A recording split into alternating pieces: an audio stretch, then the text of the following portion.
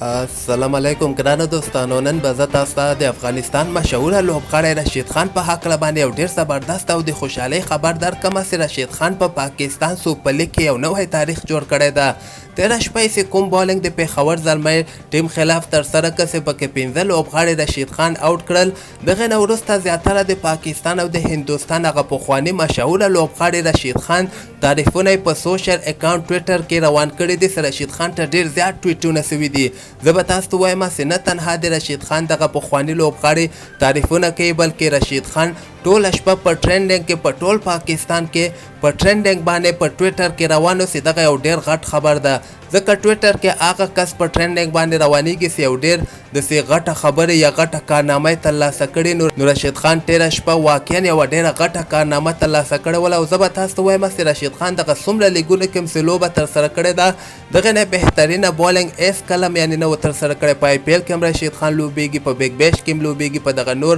سریلانکا لیګ، بنګلادیش لیګ، د ټولو کې لوبه ترسره کړې ده، خو یو لیګ کې هم دومره ښه بالنګ نه و ترسره کړی چې تېره شپه رشید خان په څلور اوورو کې صرف 6 رنزه ورکړي دي او د مقابل 15 لوبغاړي آوټ کړي دي. او دغه سره رشید خان دویم وار ته د مین اف د میچ ایوارډ هم ترلاسه کړه. او دې نه علاوه به زه تاسو ته وایم چې د پاکستان پخوانی لوبغاړی رمیز راجا چې کوم ده د رشید خان ډېر زیات تعریفونه یې کړي دي. دی وایي که دغه رشید خان د لاهور کرنډر ټیم کې لوبه نه ترسره کوله نو دغه دواړه لوبې دوی بایللې، نو دغه دواړه لوبې ورته رشید خان په ځان ته ځان باندې ګټلې دي. او واقعا که تاسو ته یاد سي هغه پېښور زلمی خلاف چې کومه لوبه ترسره سوله چې کله به پارټنرشیپونه رشید خان به څنګه ورته راغی، یو یا دوه لوبغاړي به یې په هماغه اور کې آوټ کړل. او بل طرف ته د هندوستان بعضې لوبغاړي آکاش چوپړا نومېږي، دغه پخواني لوبغاړي دي، دوی هم د رشید خان په هکله باندې ټویټونه کړي دي چې رشید خان ځکه خو په نړیواله سطح باندې په هر یو لیګ کې په ده باندې جنګ یعنې دغه استعداد ښیي. په آی پی ایل کې یې وښودو او په آی پی ایل نه وروسته په پاکستان سوپر لیګ کې هم خپل استعداد وښودو.